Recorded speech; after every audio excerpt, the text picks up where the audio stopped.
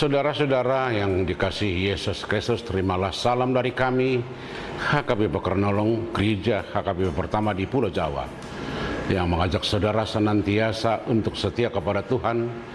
Dan sebelum kita beristirahat malam, kami menyapa saudara dalam renungan malam Shalom, dan kita mulai dengan berdoa.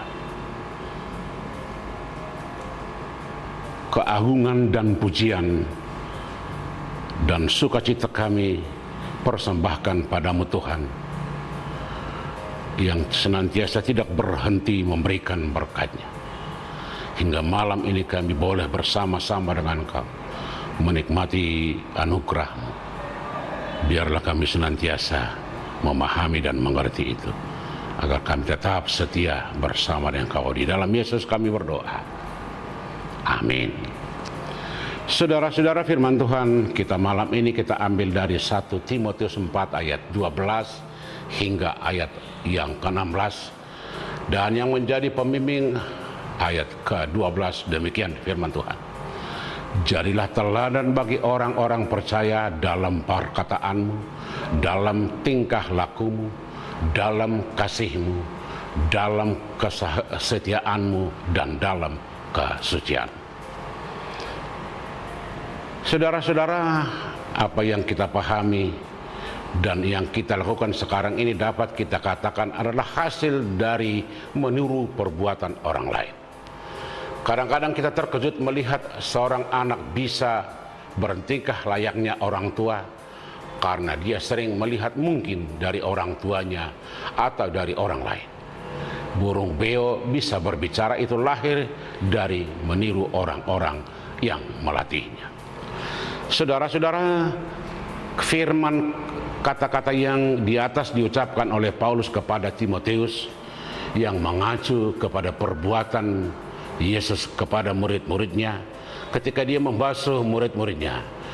Dan inilah mungkin perbuatan yang sangat mengejutkan murid-murid sampai Petrus menolaknya, karena mungkin seorang guru yang sangat dihormati punya kuasa yang begitu besar membasuh kaki murid-murid. Dari akal sehat hal ini sudah terbalik. Seharusnya muridlah yang melayani guru, bukan guru yang melayani murid. Tetapi itulah ciri dari firman Tuhan, bahwa hidup tidak dibatasi oleh jabatan dan kedudukan. Mau guru atau murid, pada dasarnya harus saling melayani dan saling menopang. Perbuatan Yesus dalam membasuh kaki murid-murid bukanlah untuk membuat Yesus lebih rendah dari siapapun, tetapi justru membuat Yesus melambung tinggi di atas semuanya. Karena yang mau dia sampaikan adalah contoh, tiruan, dan ajaran. Dengan tindakan yang dilakukannya, Yesus mau menyampaikan pesan agar hidup dan perbuatan menjadi contoh bagi orang lain.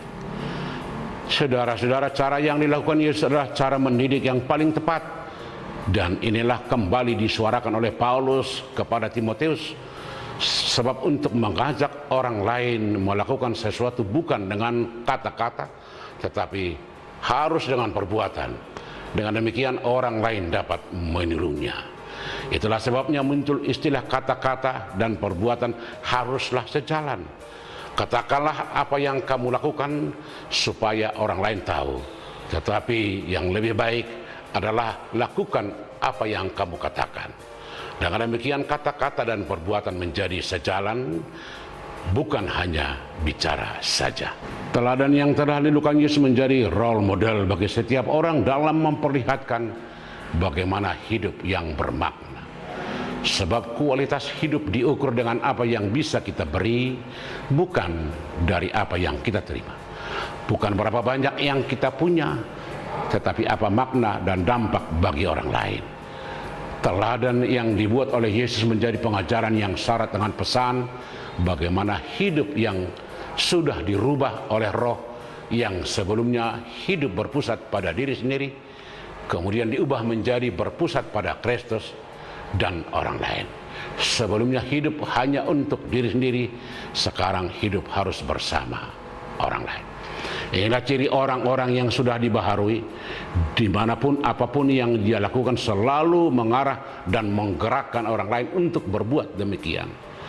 Namun hati-hati ketika keinginan berbuat sesuatu dimotivasi untuk memperoleh pujian, upah, kehormatan, kita gagal menjadi teladan. Untuk menjadi teladan atau contoh itu harus keluar dari hati yang bersih, demi mendorong orang lain untuk ikut di dalam arak-arakan kebaikan dan sukacita. Saudara-saudara, ketika burung beo meniru orang yang melatihnya, beo tidak mengerti apa yang dilakukan. Demikian juga ketika anak-anak kecil meniru cara orang tua, si anak juga tidak memahaminya. Dia hanya menirukan. Tetapi ketika orang percaya melakukan seperti apa yang diperintahkan Yesus, orang percaya jelas memahaminya, bukan asal comot saja atau copy paste. Namun Yesus dan harus lahir dari persekutuan yang akrab dengan Tuhan, dan harus lahir dari iman percaya, dari keyakinan dan kesadaran. Kalau Yesus sudah memberikan contoh yang jelas dengan melakukannya sendiri kepada murid-muridnya, itulah yang menjadi perintah kepada setiap orang. Lakukanlah seperti apa yang sudah dilakukan oleh Yesus. Niscaya Tuhan akan memberi kekuatan dan berkat. Jadilah teladan bagi orang lain. Amin. Kita berdoa. Bapa di sorga, beri kami kekuatan untuk menjadi teladan, menjadi contoh, agar kehidupan kami membawa makna dan arti bagi orang lain. Hanya melalui kekuatan yang dari Engkau kami dapat melakukannya. Berkati kami Bapa, jaga kami Bapa malam ini. Terima kasih. Hanya di dalam Yesus kami berdoa. Amin. Anugerah Tuhan kita Yesus Kristus, kasih setia Allah Bapa, dan persekutuan dengan Roh Kudus kiranya menyertai saudara-saudara sekalian. Amin.